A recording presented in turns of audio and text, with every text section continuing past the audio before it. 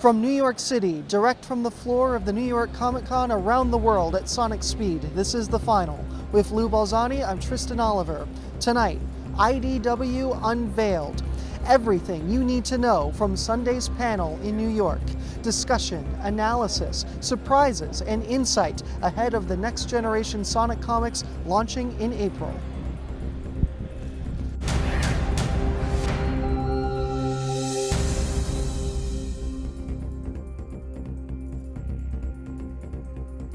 Back now here in New York with Lou, who with a lot of coordination covered this extensively for us live on Sunday. And I think the big takeaways from here, first off, 4 issues in quick succession coming in April. The really big story here, Ian Flynn is back.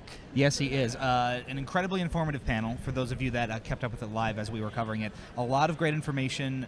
4 issues coming out in April of 2018, one a week basically, I believe, starting on April the 4th. And Ian Flynn is back as head writer for this new series of IDW Sonic comics. It's a very exciting time. And that's what has a lot of fans excited, that there will be a level of continuity with Ian Flynn back on board writing. But I think the big thing that you got out of this is they're basically going to be a total reboot out of this.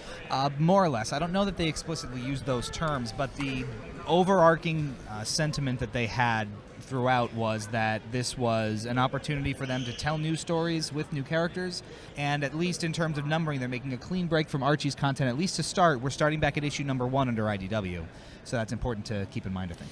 Absolutely, and there were a lot of questions about whether there would be Archie continuity in here. It sounds like more unlikely than not. I shouldn't say total reboot, you're right, but it's looking more like they're going to have a fresh, clean page to start off of. And I mean, given all of the tumult that has beleaguered the Archie Sonic in its later tenure, that's not a bad thing necessarily. Yeah, no, not necessarily. It gives one of the big quotes from one of the IDW guys was that they really wanted to give Ian the opportunity to build a new Sonic world unencumbered by anything that happened in the past. So they basically gave him the directive of build the Sonic world that you want to build, and he kind of took that direction and went with it.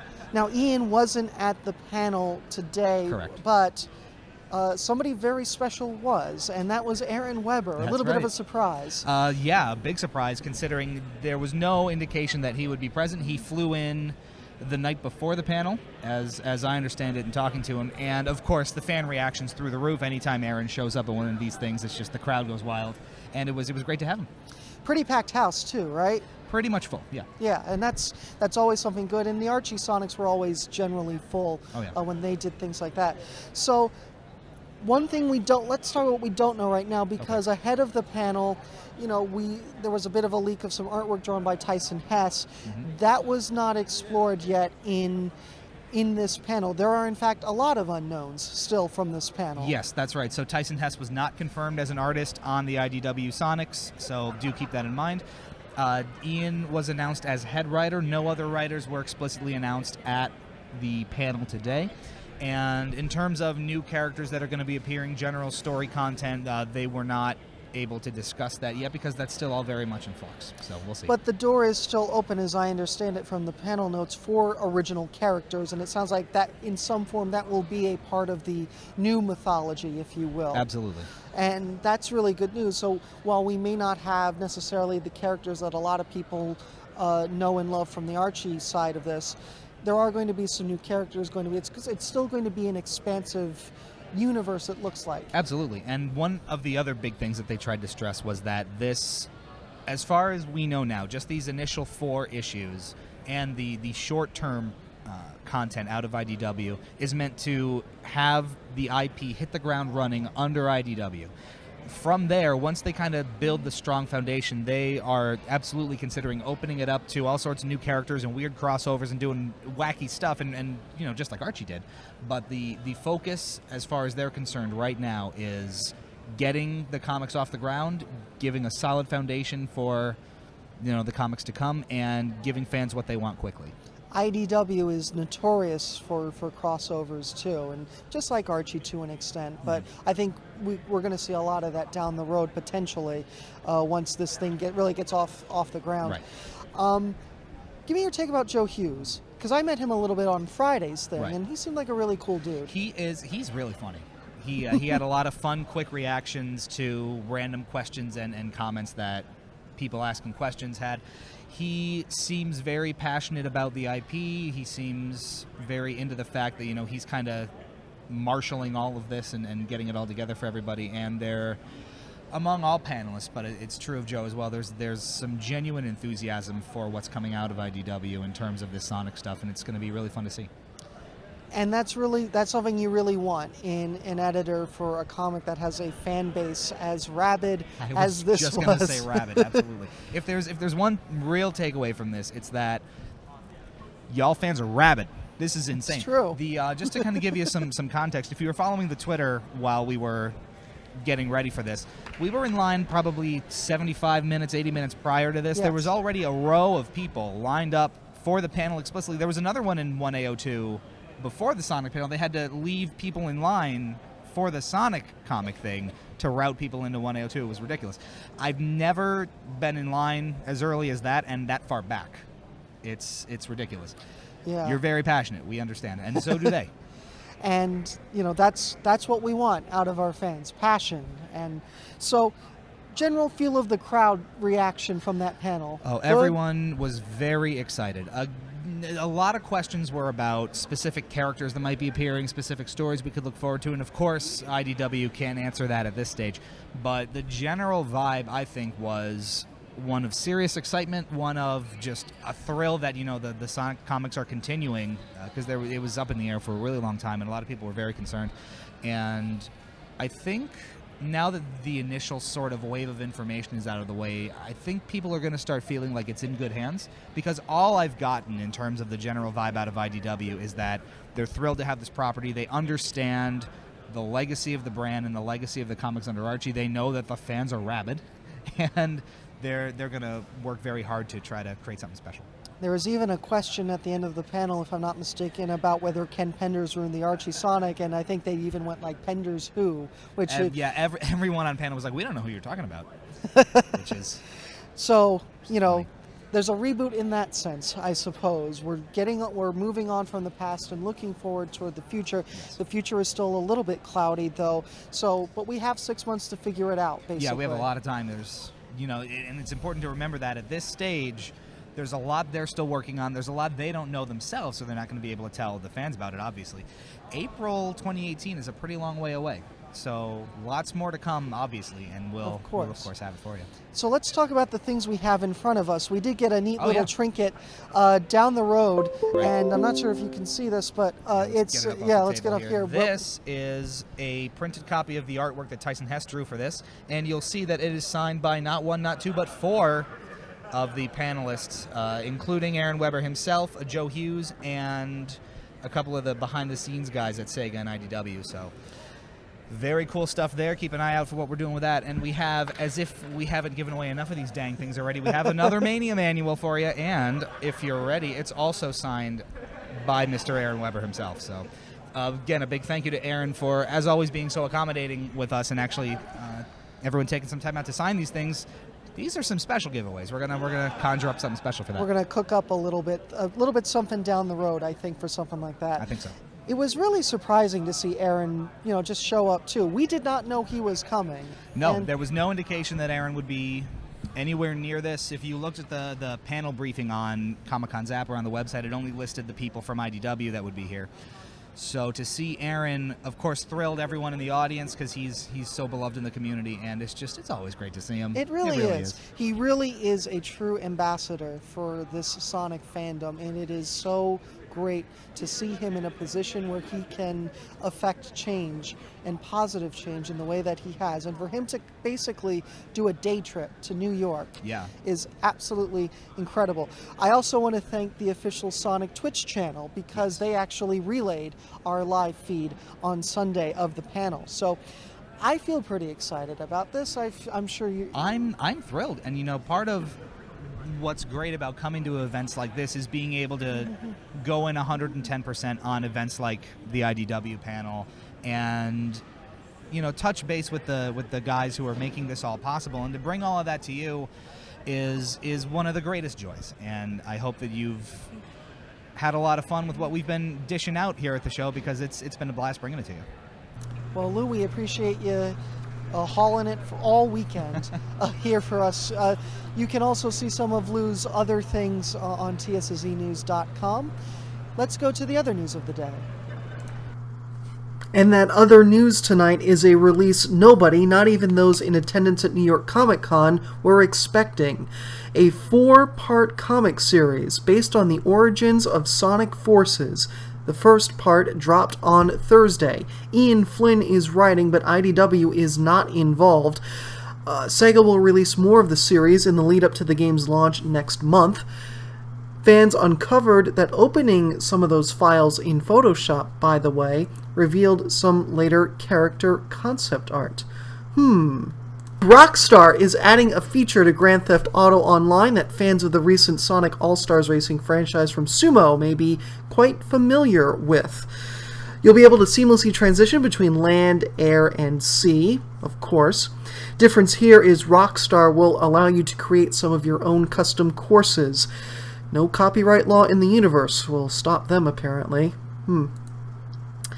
Now to Matt Herms. As I said, the longtime contributor to the Sonic comics had a strong presence at New York Comic Con last week. He, Ryan Giampoli, and Jennifer Hernandez were a triple threat at a busy Artist Alley booth. We still don't know whether Herms will return for the IDW comic era, but before that panel was set, Lou talked with him about what's currently on his plate post-Sonic. Let's give you that right now.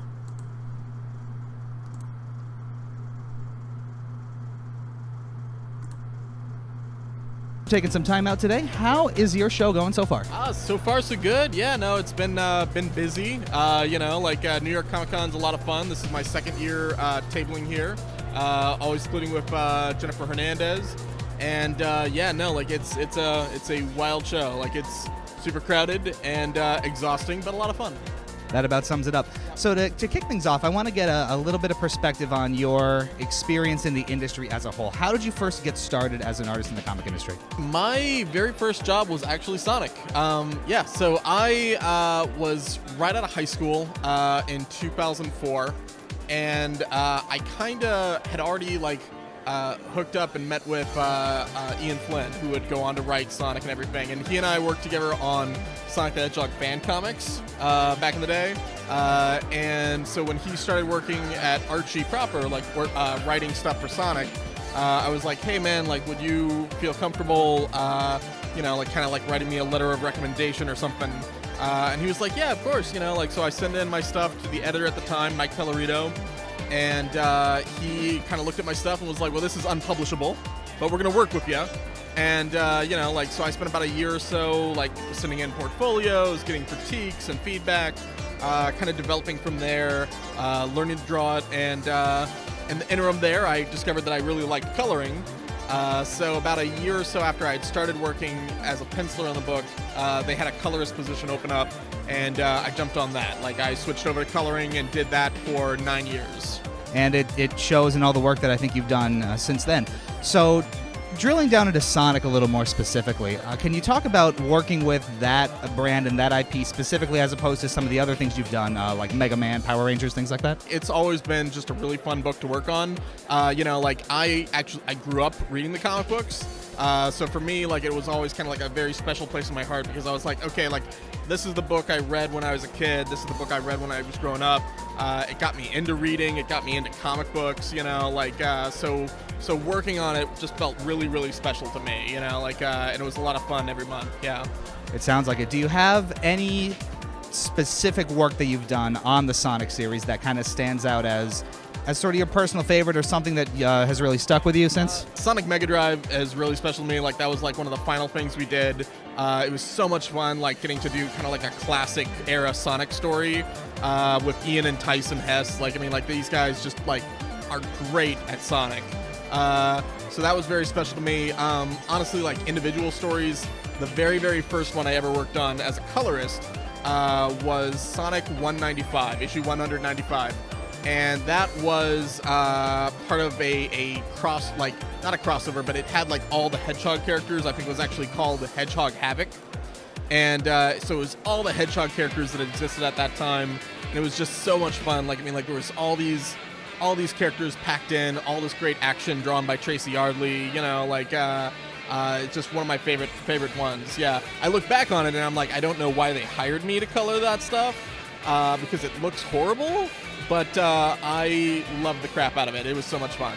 Yeah. And you mentioned, people like Tracy working on these comics together. Can you talk about sort of the collaborative experience of working with those other writers and artists to bring these books to life? Because a lot of them, even now with Sonic kind of switching hands over to IDW, they're still very much beloved in the community. Everyone that worked on the Archie action books, like, I mean, like, honestly, we're kind of like a big family, honestly, as all of our editors, all of our writers, all of our artists, you know, like, for the most part, I mean, like, month to month, like, we wouldn't have a lot of communication typically, because, like, honestly, like, deadlines and stuff, you know, like, you're going through it. But, like, part of that is also, like, the trust and knowledge that, like, everyone involved in that team really cares about that property, really cares about that book, is going to do an amazing job, you know, like, and then when we have moments where we get together, you know, like, at conventions and such, you know, like, it's a big family kind of environment, you know, like, we're always excited to be able to see each other. It happens so rarely, you know, so they were all really great to work with, yeah. And to kind of, what's been for us sort of the elephant in the room to kind of touch on that is Sonic moving out of Archie's hands and into IDW's. From your perspective, can you talk a little bit about what you were aware of when that switch occurred, if anything? Because from the outsider's perspective, it seemed like it all sort of happened pretty quickly and without a lot of prior knowledge for some people. I believe for a while there was all the responses that were, you know, like, oh, like, hey, like, everyone is in talks. Honestly, as far as I know, like, that is what was happening, is that talks were happening. And beyond that, you know, like, not really a lot of knowledge on our end, like, because honestly, here's the thing, like, I color the books, so, like, I am very far removed from that level of discussion. So yeah, that's kind of all I knew. So. And now that that's sort of moved on in terms of where the property's going, you're clearly not standing still. Can you tell us a little bit about what you have coming up and what you're working on right now so people can keep an eye on that? Sure, yeah. So I've been, the last year or so, I've been working on Mighty Morphin Power Rangers, another licensed book at Boom Studios. That's been doing really well. I want to say issue 19 just came out, so we are hurtling towards that issue 25 milestone that's really big in comics. In the meanwhile, I'm still doing a lot of stuff at Archie Comics. I'm working on the Archies, which just launched this Wednesday, actually a couple days ago. New ongoing series following Archie, Betty, Veronica, Jughead, and Reggie as they deal with trying to form a band out of their garage and all the kind of tribulations that come with that. It actually guest stars real bands, like we're going to have Churches in issue 2 or 3, I think, and the Monkeys are going to be in issue 4. That just got announced recently. I'm also doing Jughead the Hunger, which is a horror series in which Jughead is a werewolf. That is a really dark book compared to what I've been doing before. So that's a lot of fun. And I'm actually teaming up with Ian Flynn and Tracy Yardley on Cosmo, which is a reboot of a very classic Archie character, Cosmo the Merry Martian. This one's going to be the Archie action style. So it's really fun to be working with those guys again. I would imagine so. And just one sort of last question I have now that you mentioned it. You were talking about some stuff you're working on being a lot darker or a lot different than maybe what you're used to doing. Can you talk about some of the challenges maybe you face as an artist when you're tasked with kind of moving out of your comfort zone, let's say, when you're doing something maybe dramatically different than you're used to?